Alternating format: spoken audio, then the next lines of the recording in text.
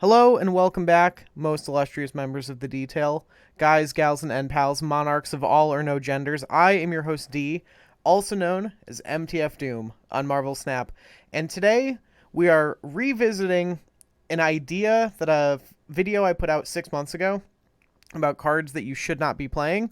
We're going to look at some of those picks from 6 months ago. We're going to talk about how those things have changed, and we're going to go over 5 new cards. I'm not even going to say, I think it was a little cruel of me to say that you shouldn't be playing. So I'm going to retool it. It's 5 cards that I think should get an OTA buff of some kind or some kind of changed functionality because I want to be more positive, you know? Always striving for that. I hope that you enjoy.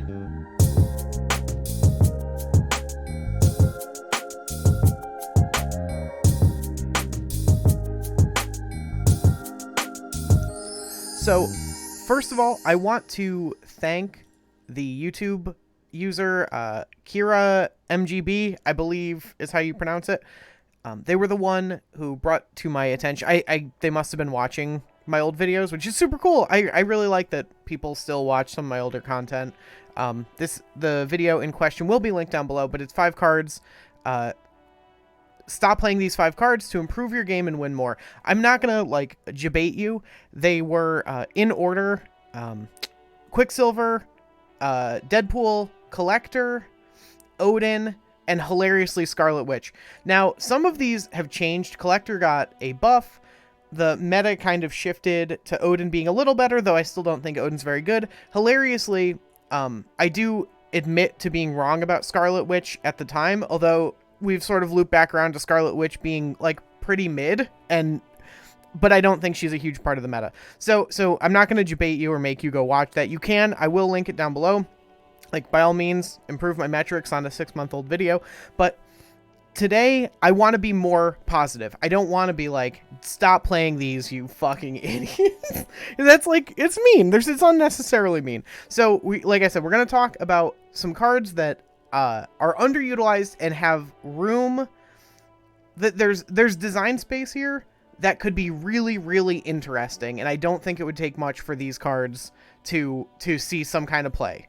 So we're gonna get into it. First up, we have the honorable mentions. So these are all cards that didn't quite make the top 5. Some of them see some play, some niche play. Dracula is here for a different reason because it doesn't see niche play. It sees far too much play. And while we are finally getting some counterplay to Dracula, and I'm a filthy Dracula player myself, I think that this card could be designed differently and have a better play experience. So we have stuff like Quake. It's been shown time and again that you can remove this middle location thing and still have this effect be fine, right? They removed it on Crystal. Crystal used to be, if this is played at the center location, shuffle your hand into your deck and draw 3, something like that. And now she's just a 4/4 that draws each player a card. There's no reason. And Quake still sees some amount of niche play, but like I said, this would be like a very simple fix. I think that they could just drop that and have this be a fine card in a lot of ways. We have Legion now. Like, Quake is fine. We have like this one is a little different. Omega Red. I feel like I don't see Omega Red almost ever, and even when I do, it's never that interesting.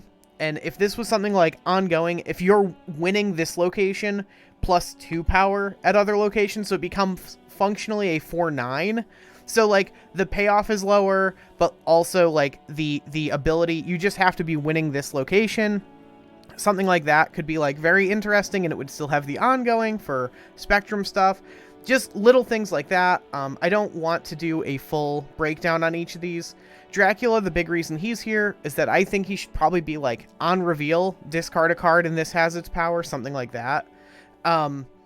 Because I think that this month, if you don't know, this month there's what's her name? Lady Deathstroke, I believe is her name. She's like a 6/3. On reveal, destroy each card in this lane with less power than Lady Deathstroke. So Dracula will finally have some kind of counterplay, but like Lady Deathstroke is being introduced into Pool 5, I believe, from what I saw on Marvel Snap Fan. So like not everyone's going to have access to that, and this card creates some of the worst bad beat feels bad moments because there's almost no playing around it, with the exception of like Black Widow and Maximus, I guess, technically. But like, you know, the card is far too good in far too many situations, and it doesn't require that much of you.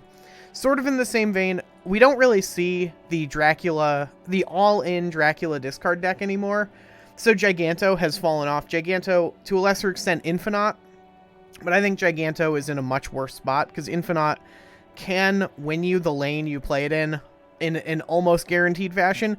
Giganto, again, has the location-based lockout, but like, it's only a 6/14. It's not even notably better than a lot of other 6s or other cards that have this location-based lockout.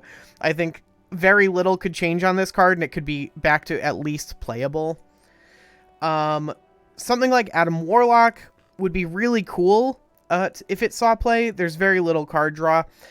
I don't really have an answer, because I understand why this card has to be designed like this. I really, you know, I think I've told this story before, but my childhood best friend's name is Adam. He's still alive. We're still best friends, and he is a Warlock. So, you know, I just have a soft spot for this card. And then like, Uatu is such a cool effect, but like, why is it like once it's in your hand? I don't know. I think the downside of running what's functionally a vanilla 1/2 might be worth like being able to see the third location at all times. Something like that. Like, if this starts in your deck, the third location is revealed at all times. That would be fine. You know, like, you don't see the middle one, but you only have to wait till turn 2. You can, I don't know. I think that would be a much better design. But the fuck do I know? I'm not a game designer or anything. I've never done such a thing in my life. And then finally, Kingpin. Again, like, I just think that this card conceptually has a really, like, cool thing going on. I appreciate that it calls back to Fisk Tower. Like, it has sort of the same effect. I don't really know what could change on this, but like, it seems like something could change and have this be a better, more playable card, but I don't know what. It just, you know, it's underutilized and it's a cool effect. That's it. That's why it's an honorable mention, because I don't have really good ideas on this. We're going to get into the actual top 5 now. Angel. Number 5 is Angel. I think that everyone probably agrees that this could say destroyed when one of your cards is destroyed, or this card is discarded. Or even it could be like, when one of your cards is destroyed, this flies out to replace it, and when one of your cards is discarded, this flies into your hand to replace it, and this card would be completely fine. It could have the Wolverine effect of like a one-time Wolverine, so if it gets discarded, it comes out into play. Or it could be the replaces your first discarded card. So, you know, like, it basically, it takes a bullet for one person one time. I feel like that would be fine, right? Like, I don't know. It seems like a fine change, and the card would see some amount of play, and it's already like marginally good. It's not quite great, but it's fine, and it could be like playable. I don't know. That's it. Next up is Forge at number 4 for Forge. You know, Fourge. Forge is functionally a 2/3. Yes, I understand you can cheat out like a Deadpool or the fire guy, the Phoenix Force one, the one who's bad with Phoenix Force, Human Torch, that's his name, the Human Torch. You could cheat those out. You could cheat out Broods with this. Oh my god, you would get +6 instead of +2. Imagine the novelty. I think this card's not good enough. This card is a 2/3. It is a 2/3. It's a 2/3 that has like some ability to create more interesting play patterns, but as we've seen, like, I think Second Dinner has its finger on the pulse and realizes that 2/3s have to have a bigger upside than that, and that this does not. And I think that something about this could be a 2/2 that gave +2 power. So at base it was a 2/4, but you had to, quote unquote, had to play something else. I think this could, you know, I don't know. There's a lot of like very minor changes. Like I said, the video 6 months ago, part of it is only wrong because of some minor tweaks, right? Like the collector didn't necessarily get that much better. It's just that like they added a power to him. So like you didn't have to have that many more cards added to your hand for Collector to suddenly be, like, you know, quite a powerful card. I think Forge is in that boat. Like, it's such a simple little thing. I think it would be fine. I think he just flies under the radar because fuck all, no one plays him. But we just saw the Hulkbuster get buffed. Fucking same deal. This is the same thing, but it comes out a turn earlier. But it's like, it's functionally the same thing. It's fine. Next up, we have the Punisher, aka Adam Sandler. I don't know why he looks so much like Adam Sandler in this art, but it makes me deeply uncomfortable. So the Punisher sees no play. Like, I think maybe it's been a while since I've been in Pool 2, obviously. Maybe in Pool 2 ongoing decks, the Punisher sees some kind of play. But again, this could be as simple as changing him to like a 3/3, such that he's a 3/7 if your opponent fills the lane against him. And it could be as simple as making him a 3/0 that gets +2, so he's a 3/8 if your opponent fills the lane against him. Or I think you could probably change his effect entirely. Like, I don't know. I feel like the Punisher is a pretty well-loved character, sometimes by the worst people on the planet, but sometimes by people who understand Fight Club. And I think that this card could have a more interesting effect. I think it's sort of as simple as that. Also, he is based because he does something to police officers that I'm not allowed to say on camera. Next up, at number 2, we have Black Cat. I just think that this card, I think if this ends the turn in your hand, it gets discarded. I think that is genuinely a really interesting effect. I think that if this costs 1 or 2 and had sort of like good stats for its cost, right? Like maybe a 1/4 or a 2/5, something to that effect, where if it's in your opening hand, you know, on turn 1, if you have it and it costs 2, I guess that's a feels bad. And I understand that some people play this with Ghost Rider, and I think that that's really cool. I'm not discounting that. I haven't seen it in a while, but it is a neat piece of tech.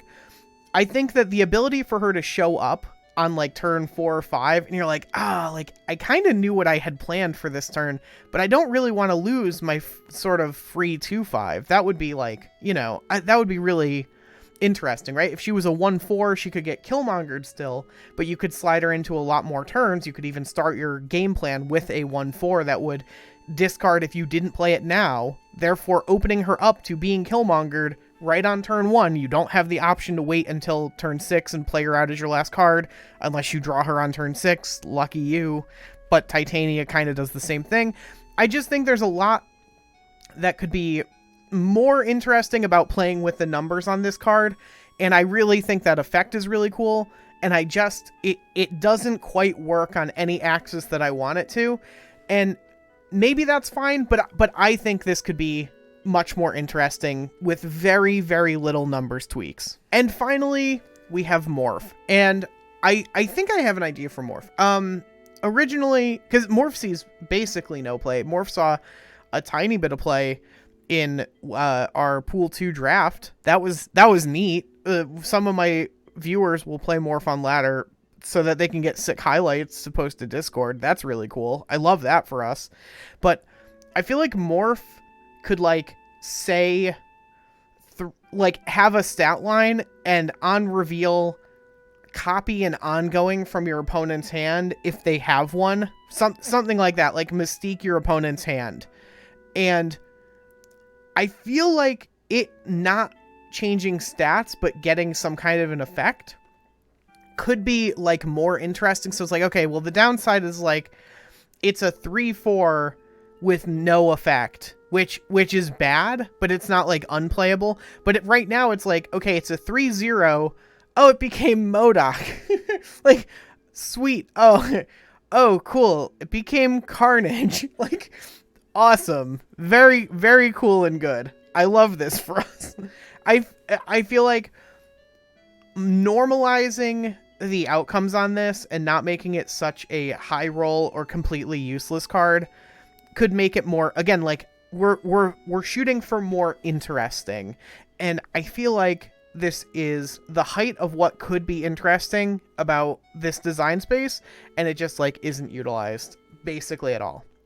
So that's it. Those are the 5 plus the bonus content cards that I wish were designed slightly differently, or that I maybe even I'll say I'm throwing my hat in the ring, as these are like cards to be on the lookout in future OTA patches. Maybe these are like the cards that I'm trying to call as cards that will be hit by an OTA, specifically an OTA buff, or at the very least notable change, right? Something that functionally changes what the card is and what it does. So thank you all for watching. I hope you enjoyed. I've been fighting with a pretty mild but annoying chest cold, so editing these has been a huge pain in the ass, which is why I haven't been recording quite so much this week. I have a lot to say. I really like the new upcoming cards. This Tuesday, the Bruise Day, is going to be really cool. I'm really excited about what is going to be added to the meta, but editing these is just such a pain in the ass when I have to stop and like edit out really horrific coughs every like 20 to 25 seconds. So thank you so much for watching. I hope you enjoyed, and I will see you all on Tuesday.